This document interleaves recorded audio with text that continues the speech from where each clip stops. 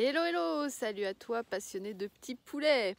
Bon, alors aujourd'hui je voulais te partager un truc qui m'est arrivé hier, juste là devant le poulailler des mamans avec leurs poussins. J'avais donc une maman, Willis, qui avait un poussin éclos avant-hier et un poussin qui a éclos hier matin.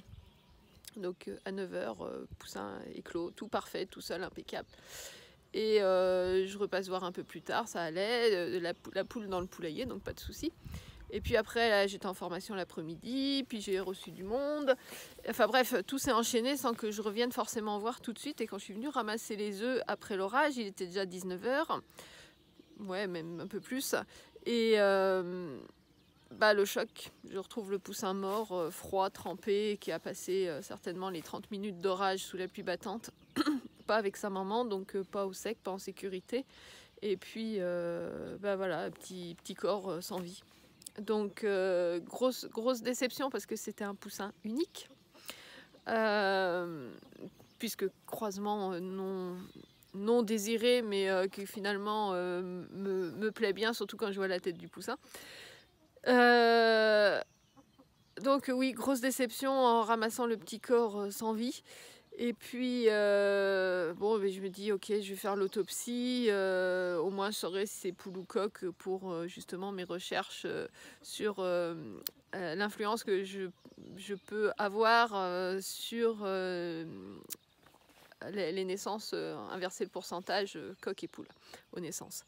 C'est un autre sujet. Et puis, donc, je le mets dans ma poche. Et en arrivant au local, quand même, je me dis... en fait, peut-être que j'avais beau le bouger, il n'y avait plus de respiration, il n'y avait plus de battement de cœur, c'était plat, quoi. Et je dis, il n'y a pas de rigidité cadavérique, donc peut-être que il vient juste de mourir. S'il vient juste de mourir, je peux peut-être le ramener. Donc, ça vaut le coup d'essayer. Au pire, il se passera rien et puis il sera mort et dans 10 minutes, il y aura la rigidité va s'installer. Il y a pas de, voilà, c'est ok. Mais je me dis, si je tente pas, en fait, je saurais pas. Donc du coup, allez, hop, protocole de réanimation et je tente et ça valait le coup parce qu'en fait, il a même réagi d'une patte très très vite, ce qui fait que ça m'a conforté dans le fait de m'être écoutée et de m'être dit, ouais, vas-y, fonce, on sait jamais. Donc voilà, aujourd'hui, Teddy va bien, il a récupéré, je l'ai remis avec la maman hier soir, une fois très tard en fait, une fois qu'il avait de nouveau regonflé son plumage et puis qu'il s'était remis de lui-même sur pattes.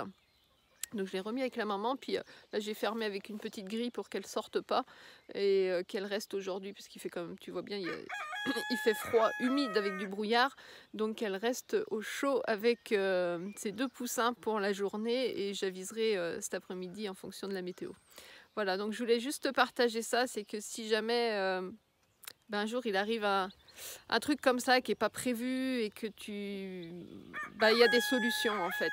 Même quand on croit qu'il n'y en a plus et que c'est fini, il y a encore des solutions. Et moi, à force de chercher, ça fait des années que je fais plein de recherches sur les poulets. Et tu vois, là, c'est encore la preuve que toutes ces années et toutes ces expériences que j'ai accumulées, et puis de m'écouter au plus profond de moi, finalement, ça paye et ça peut ramener la vie quand elle est partie. Voilà, je te laisse méditer là-dessus. Et puis... n'hésite pas, je fais des coachings, je fais des formations, je fais des accompagnements. Donc si tu as besoin pour n'importe quoi au sujet des petits poulets, que ce soit des soins en curatif ou en préventif, voilà, n'hésite pas, tu peux faire appel à moi si tu as besoin.